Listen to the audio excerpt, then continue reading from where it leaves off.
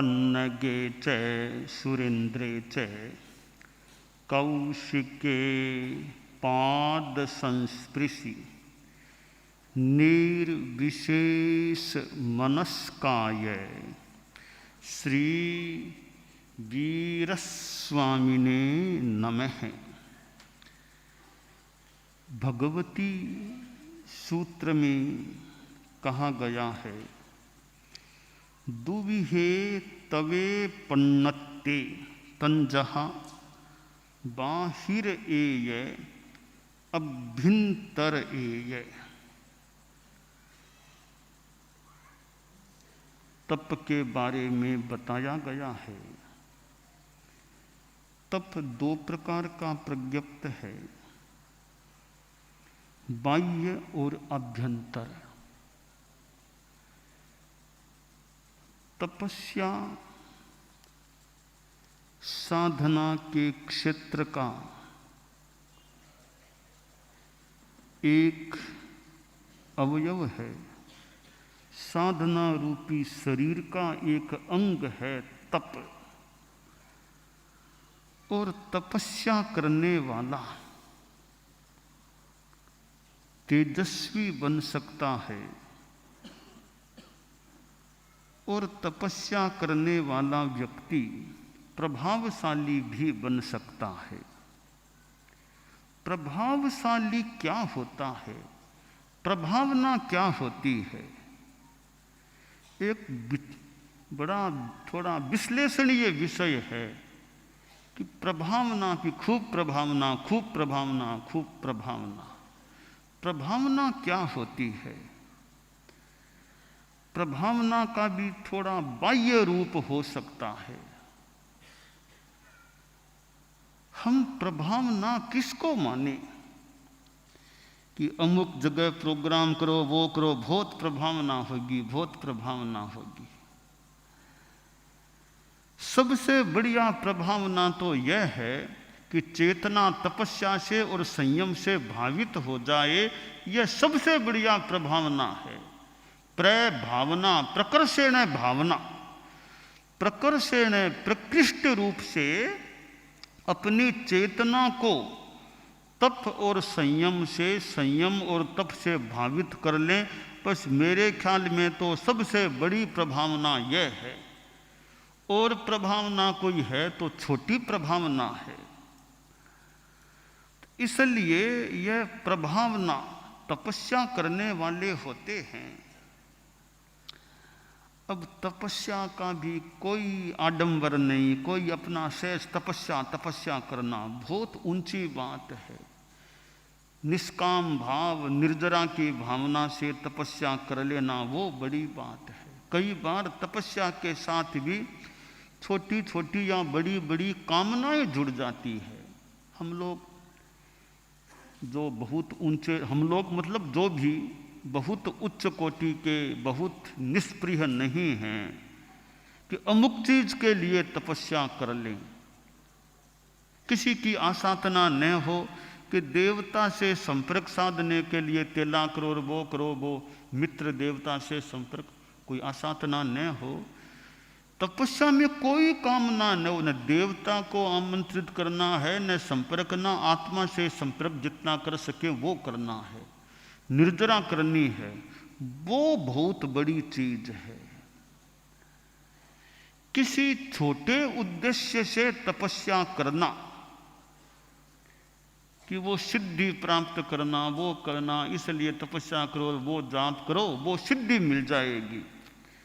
पता नहीं कोई लाभ हो तो हो, तो सिद्धि कौन सी, वो मोक्ष वाली सिद्धि मिले, वो लक्ष्य हो तो उत्तम लक्ष्य। और सिद्धियां तो भी अमुक सिद्धि मिल जाए, वो सिद्धि मिल जाए, वो सिद्धि मिल जाए, ठीक है, कुछ कुछ मूल्य हो सकता है।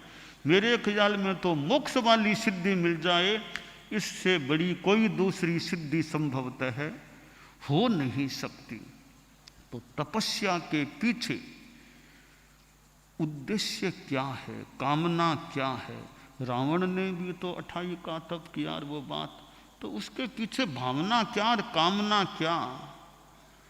तो ये कामनाएं जुड़ जाती हैं, मानो वे गुण लग जाते हैं, खा जाते हैं, गुण लग जाते हैं। गुणाक्षर न्याय ने काठ में जो गुण लग जाए तो तपस्या के साथ ये कामना जुड़ जाए, छोटी कामना, वो छोटी बात हो जाती है।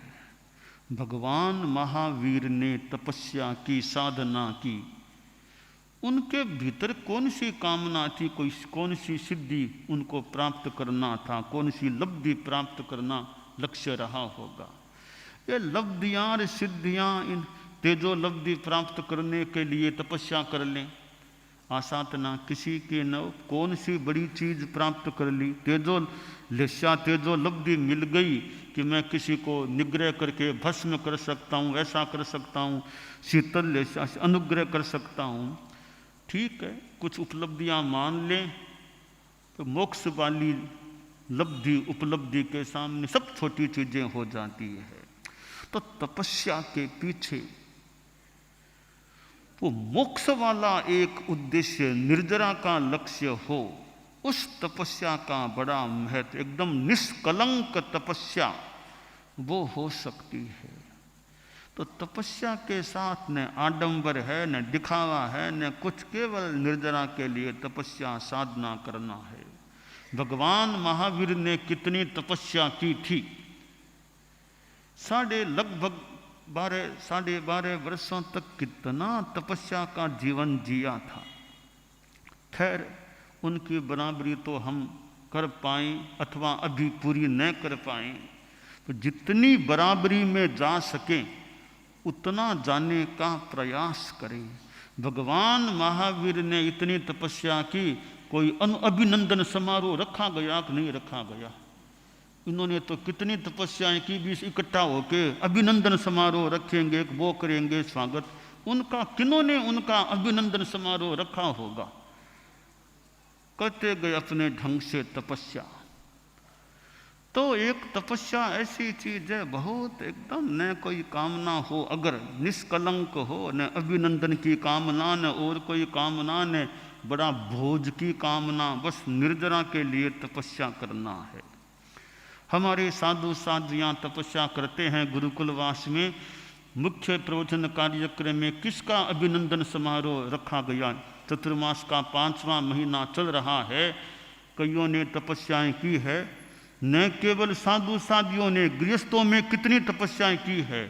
व्यक्तिगत रूप में कितनों का तो अभिनंदन समारोह हुआ, कितनों का व्यवस्था समिति ने किसका क्या प्रोग्राम रखा। मेरे ख्याल में जितनी जानकारी है, कोई व्यक्ति विशेष का कोई प्रोग्राम नहीं, कोई अभिनंदन समारोह नहीं, कोई माला पहनाना नहीं, न कोई साहित्य भेंट। संभवतः कोई यहाँ हमारे मुख्य प्रवचन कार्यक्रम में किसी तपस्वी को दिया, कुछ नहीं, लगभग संभवतः। यह स्थित तपस्याएं तो कितनी हुई, कितनी कि क्या क्या तपस्या। पर मुख्य प्रवचन कार्यक्रम में तो जहाँ तक मेरा ख्याल है, कोई व्यवस्था समिति ने और किसी समिति ने अभिनंदन समारोह कुछ भी प्रोग्राम नहीं रखा। तो यह भी एक व्यवस्था है, मर्यादा है, स्थिति है। तो इसका अपना स्तर है। कोई अभिनंदन समारोह नहीं, अपना तपस्या करो, निर्जरा के लिए करो। यह भी ठीक है, अनेक दृष्टियां हो सकती है। हमारे गुरुकुलवास में तो कम से कम यहाँ न चारित्रात्माओं को, न और किसी श्रावक कोई अभिनंदन समारोह मुख्य प्रवचन कार्यक्रम में हमारी सन्निधि में संभवतः हुआ नहीं, व्यक्तिगत रूप में। तो तपस्या के पीछे कोई कामना, निष्काम तपस्या हो निर्जरा के लिए। तो भगवती सूत्र में बताया गया कि 2 प्रकार का तप प्रज्ञप्त है, बाह्य तप और आभ्यंतर तप। बाह्यम तपः परम दुश्चर माचरत्वम आभ्यंतरस्य तपसः परिबृंहणाय। बाह्यम तपः परम दुश्चर माचरत्वम आभ्यंतरस्य तपसः परिबृंहणाय। आभ्यंतर तप को पोषण देने के लिए बाह्य तप करो। तपस्या जीवन में होती है, उसका बड़ा एक अच्छा महत्वपूर्ण स्थान हो सकता है। जितनी ऊंची तपस्या उतना ऊंचा महत्वपूर्ण स्थान उसका हो सकता है। तो यह भोजन छोड़ने के रूप में तपस्या है, वह भी अपने आप में एक अच्छी बहुत बड़ी तपस्या है, साधना है।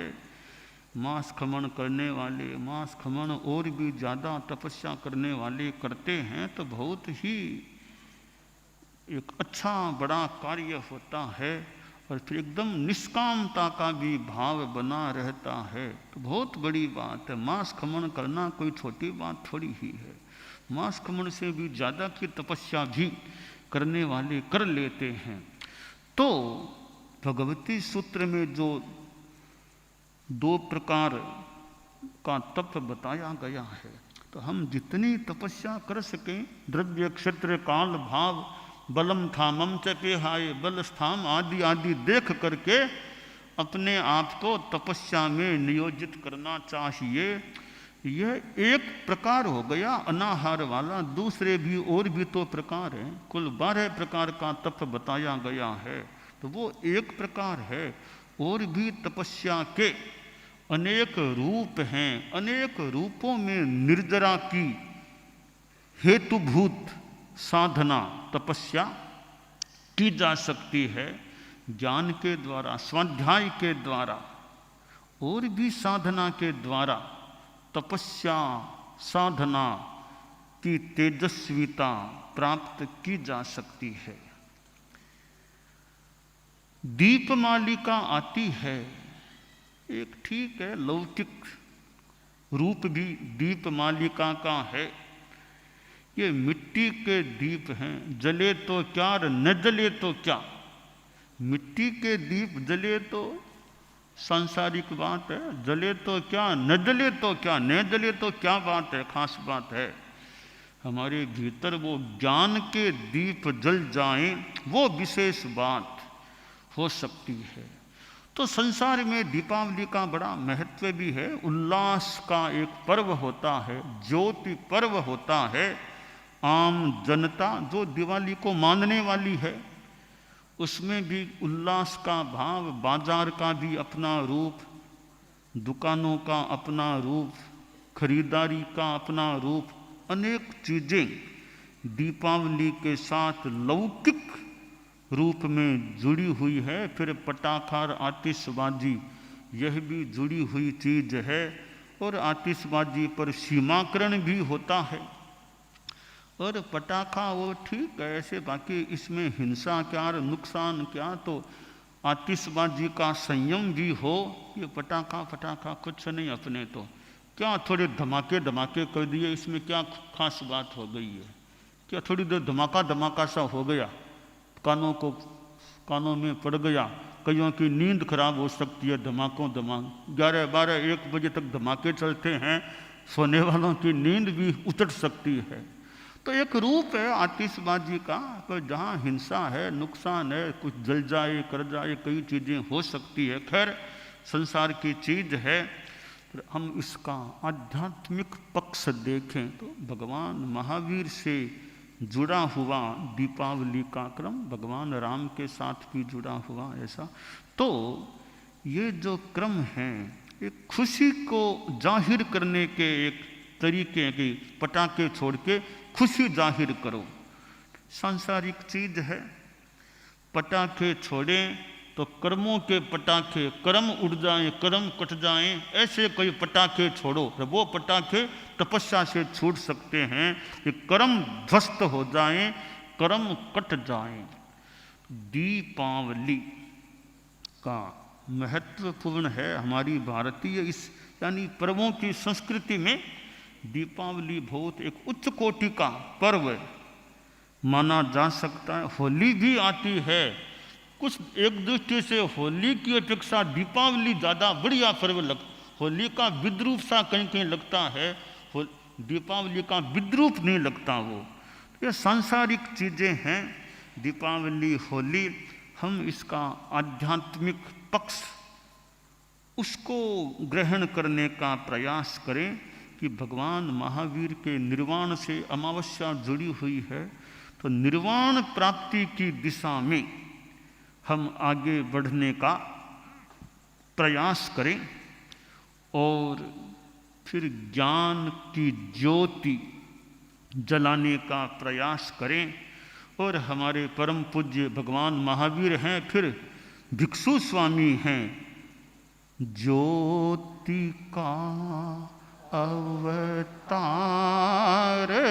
बाबा ज्योति ले आया,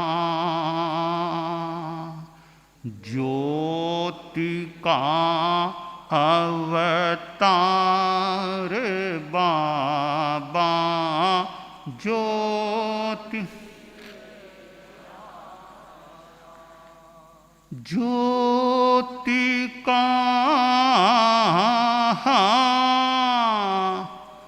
ज्योति का आभाव लये आलोक गहराया,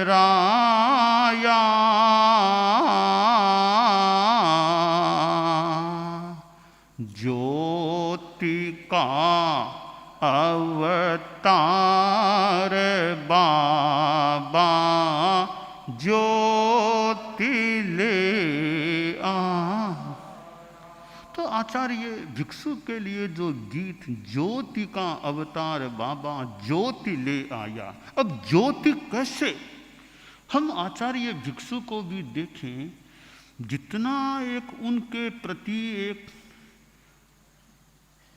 चिंतन बन रहा है कि उनमें ज्ञान की ज्योति, अध्ययन की ज्योति या कोई भीतर की प्रज्ञा की ज्योति संभवतः है प्रज्वलित हुई थी।